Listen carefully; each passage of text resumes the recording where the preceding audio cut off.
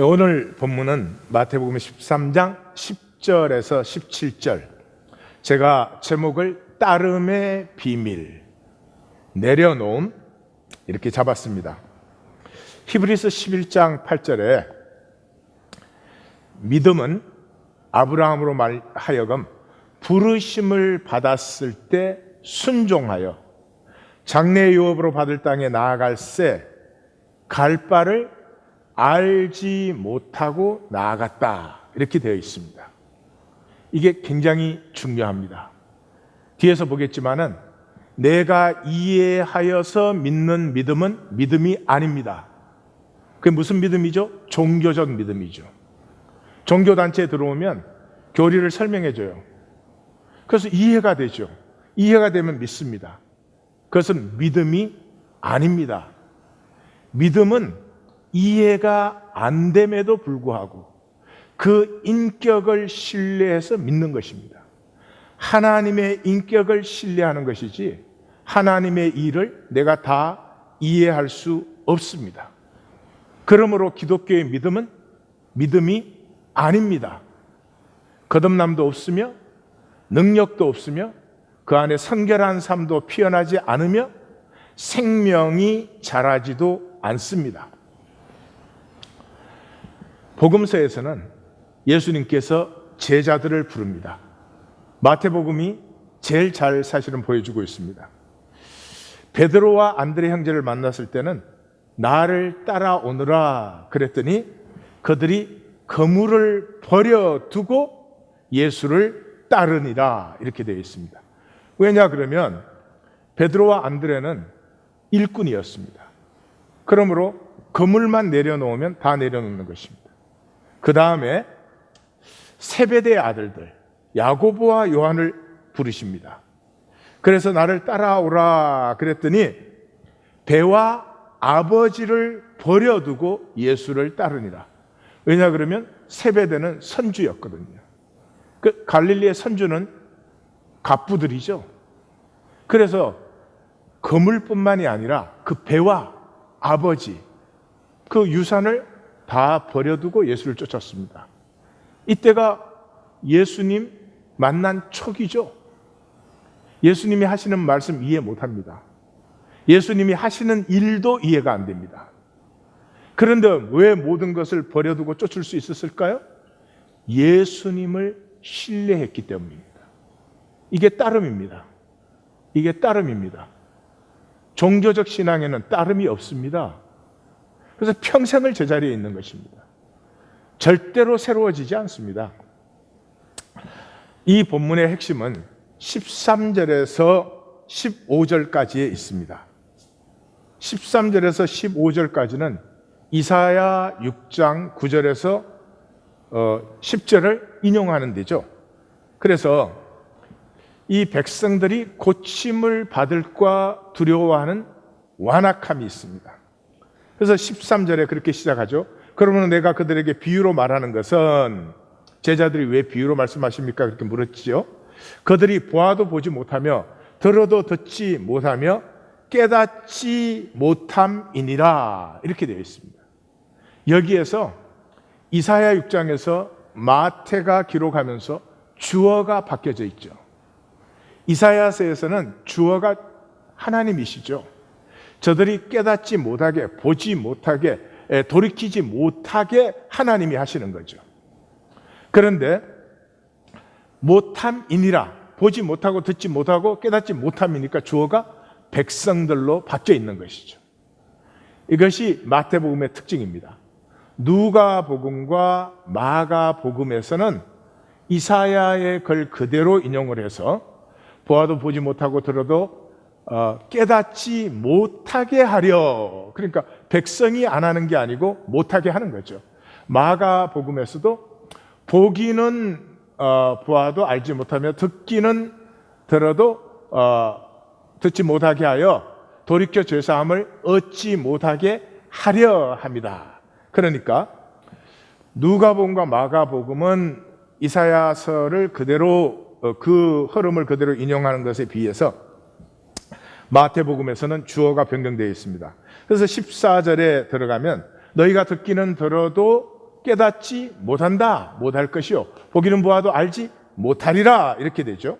그래서 15절에 가면 이 백성들의 마음이 완악하여져서, 이사야서에서는 하나님이 둔하게 하시는 거죠.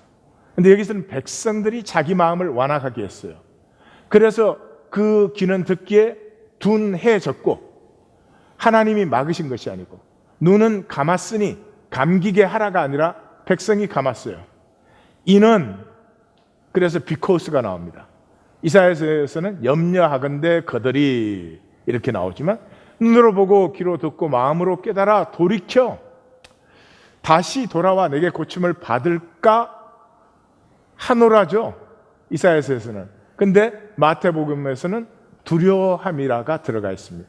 그러니까 이 두려워함은 누가 두려워해요? 하나님이 두려워하세요? 아니죠. 백성이 두려워하는 거죠.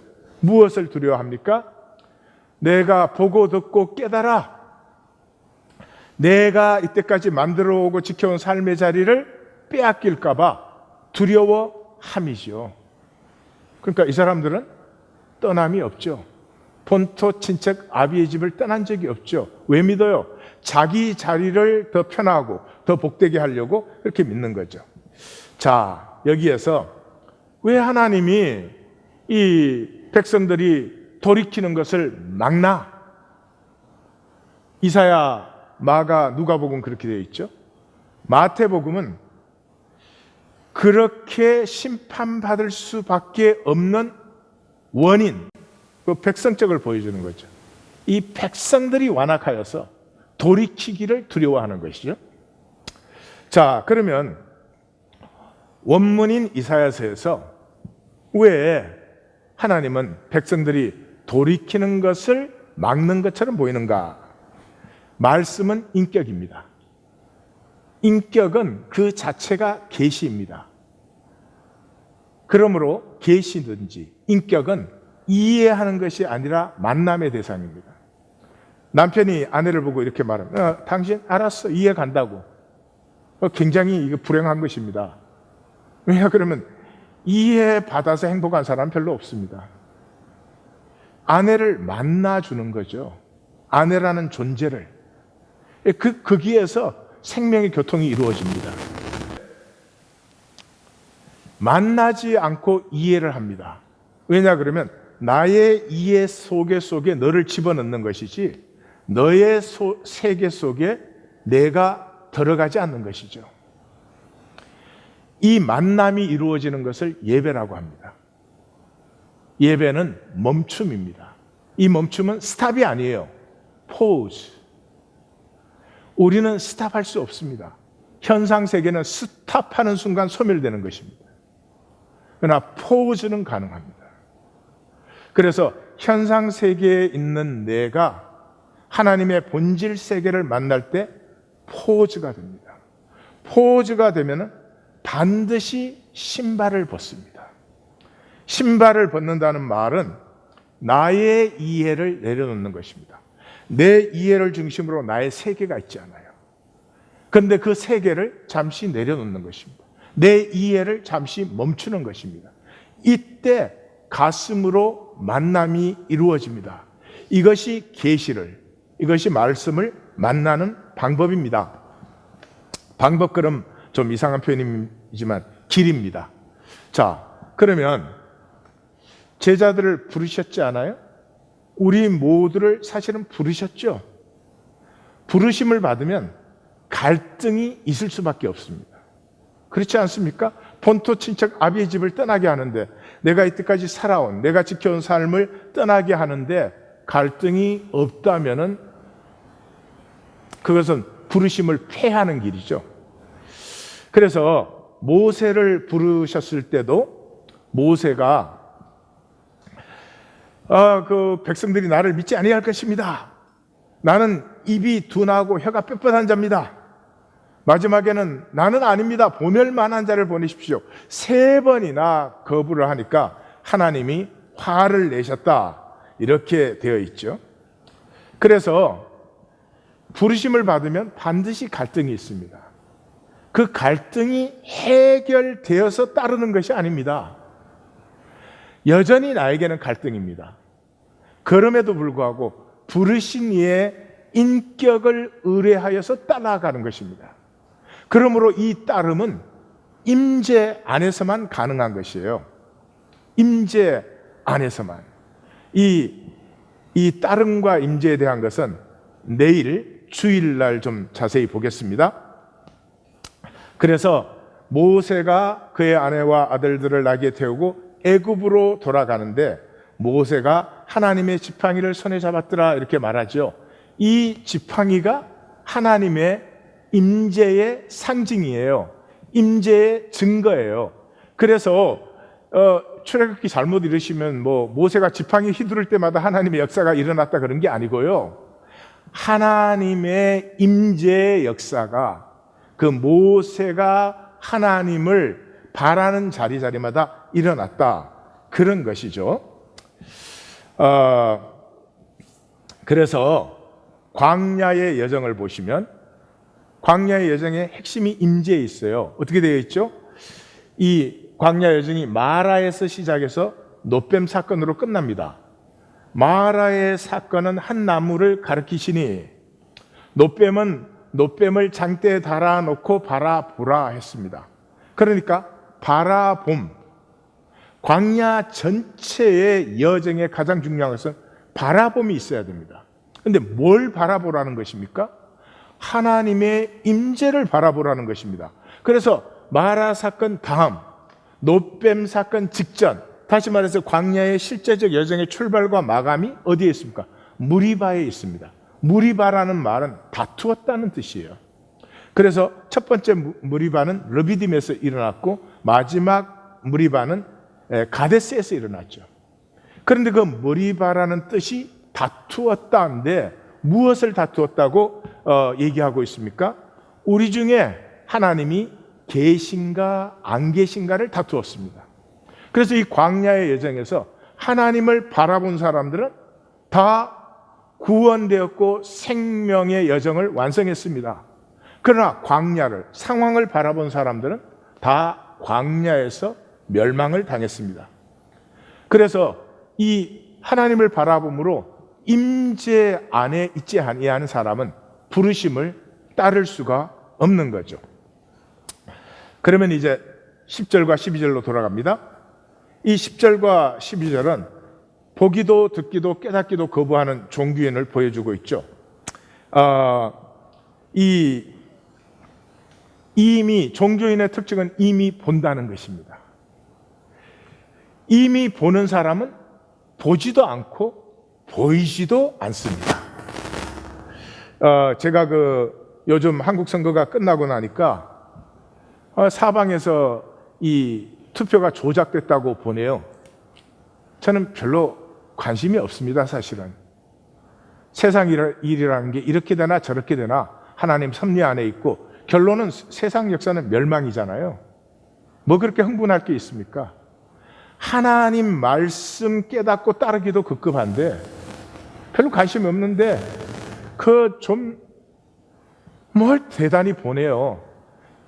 참 한마디 해주고 싶지만은 시간이 아까워서 그런가 보다 그러고 맙니다. 근데 이분들의 특징이 전부 뭡니까? 전혀 객관적인 사실은 생각하지도 않아요. 황교안 씨가 공안검사 출신이에요. 그리고 여당 정치인들, 국회의원과 그 사람들 중에는 검찰 출신, 경찰 출신, 군대 출신들이 수두룩합니다. 거기에 여당의 당원들, 야당, 통합당의 당원들, 그 사람들이 만약에 투표가 조작됐으면 가만히 있겠습니까? 참 한국 기독교의 그 소수의 일부들, 자기가 원하는 대로 안 됐다고, 이게 조작됐다고 그래요.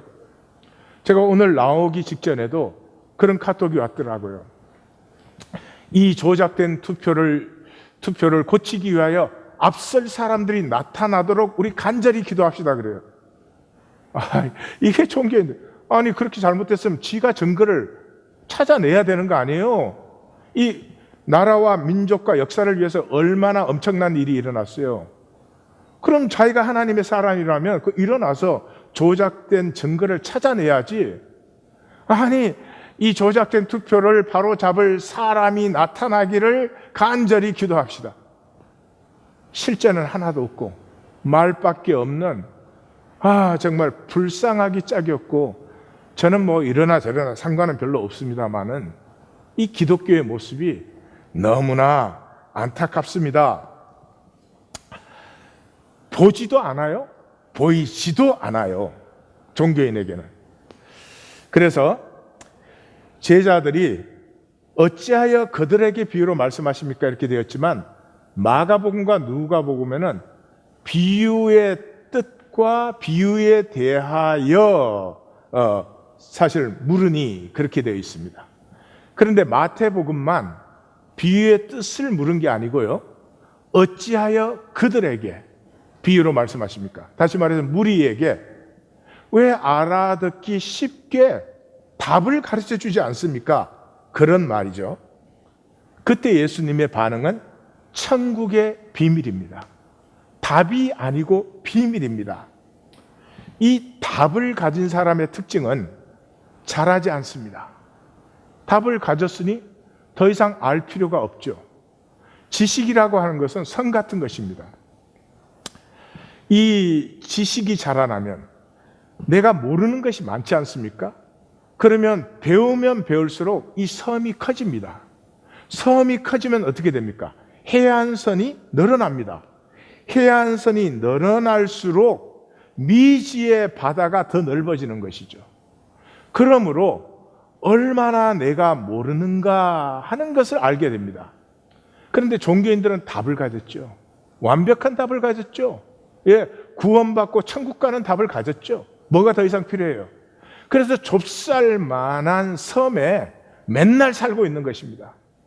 더 이상 보지도 않고 볼 필요도 없고, 세상에 자기 마음대로 안 되는 건 자기 답에다 다 갖다 맞추지, 자기 답이 깨어지고 새로운 세계를 향해서 열릴 생각을 안 해요. 이 사람들은 본토 친척 아비의 집을 떠나지 않을 뿐만 아니라 생명 다해서 지키는 사람들이에요. 그 사람들에게 예수님의 답변은 비밀이라는 것입니다. 비밀. 너희가 알고 만나야 되는 것은 답이 아니고, 무엇을 아는 것이 아니고, 천국의 비밀을 볼 수 있어야 된다는 것이죠.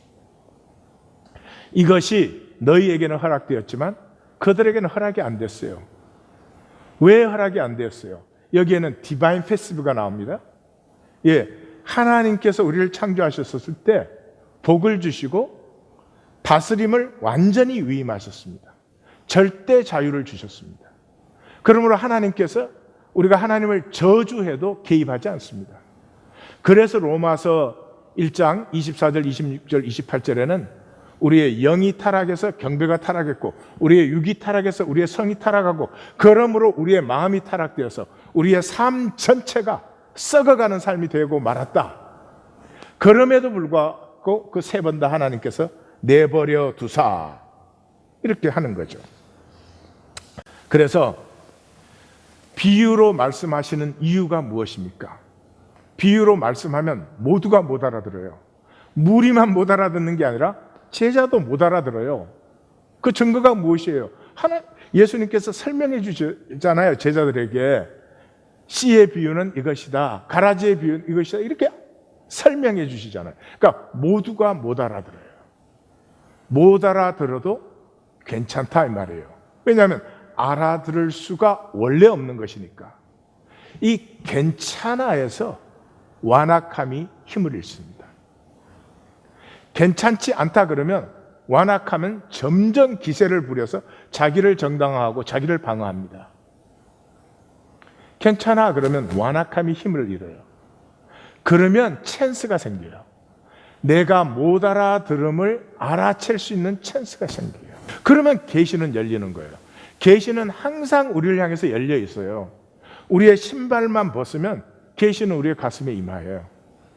그래서 하나님께서 알아듣지 못하게 해라 그러는데, 그게 알아듣지 못하도록 만들라는 것이 아니라 못 알아듣는 백성에게 마지막 찬스를 주고 있는 거죠.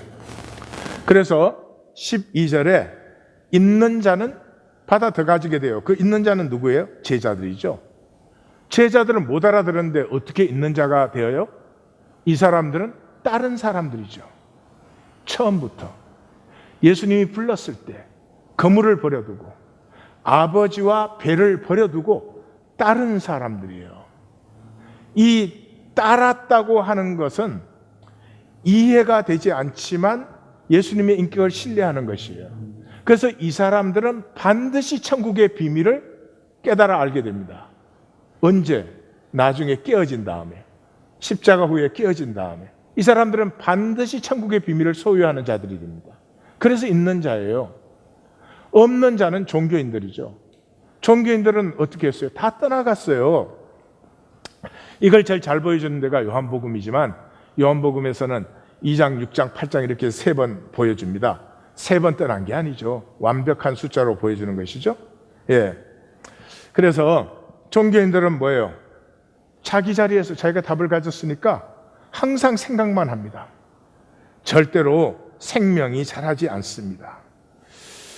이분들에게 있어서 중심에는 두려움이 있죠. 예. 내가 깨달아서 내 삶을 놓아야 되는 거 아닌가? 내가 이때까지 지켜온 삶을 내가 버려야 되는 것 아닌가 하는 두려움이 있지, 절대로 배와 그물과 아비를 버려두고 예수님을 따를 수가 없는 것이죠. 신앙은 따름입니다. 이해가 안 됨에도 불구하고 따르는 것입니다. 왜? 십자가의 예수님의 인격을 신뢰하기 때문에. 그래서 그 마감은 16절에 17절 아 복되어라 보고 듣는 이들이요. 16절은 beatitude, 이 복의 선언으로 되어 있죠. Blessed are your eyes for they see and your ears for they hear. 제자들이 보지 못하고 듣지 못하는데 너의 눈과 귀가 복이 있다. 왜? 듣고 보기 때문에. 한 말은 지금 제자들은 못 보고 있지만 이 따름 속에는 이미 보고 들음의 비밀이 허락되어져 있습니다. 그래서 그 순간에 이르는 순간에는 활짝 열리게 되어 있습니다. 그래서 이 따름 때문에 제자들은 십자가까지 따랐죠. 이해가 안 되는데 십자가까지 따랐습니다. 그 십자가 앞에서는 어떻게 됐어요? 이해를 다 못하니까 깨져버렸죠. 도망하고 부인하고 저주했죠. 그러나 그 깨어짐이 임했을 때 깨달음이 임했습니다. 이 깨달음이 임한 것을 성령이 임했다 이렇게 말합니다. 이 주제는 앞으로 제가 얘기를 한번 나눌 것입니다. 자꾸 성경 읽는 사람들이 성령은 오순절 때 한 번 임했다 이래요. 아니 성경은 안 읽으시나? 사도행전을 보시면 계속 성령이 임해요. 4장에서 임해요. 아나니아 사피라 사건의 성령이 임해요. 스데반 사건의 성령이 임해요. 사마리아의 성령이 임해요. 광야의 성령이 임해요. 고넬료 집안의 성령. 아니, 난 성경을 도대체 어떻게 읽는 건지 참 이해가 안 갑니다. 성령은 오순절 한 번 임했다 이러는 분들은 아니요, 지금도 성령이 임하셔야 돼요. 가정이든 교회이든 성령이 임해야 됩니다. 우리가 깨어져야 됩니다. 내가 지키고 있던 것들이 깨어지면서 하나님의 것이 우리에게 임해야 되는 것이죠. 그래서 17절에 많은 선지자와 의인이 너희가 보는 것을 보고자 너희가 듣는 것을 듣고자 하여도 보지도 듣지도 못했다. 그게 무엇이죠? 천국의 현현이죠. 지금 예수님과 함께하고 있는 것, 그것도 포함되어 있습니다. 그러나 그보다는 더 중요하게 십자가와 부활이 일어남으로 성령께서 임함으로 말미암아 함께하기가, 코이노니아가, 하나님 나라의 실제가 드디어 이 땅에 현현되어 버린 것입니다. 이것을 아직은 제자들이 보지 못하지만 이미 그 봄은 제자들에게 허용되어 있습니다. 많은 분들이 가룟 유다를 마지막 밤에 가룟 유다에게 끝까지 따라왔어요.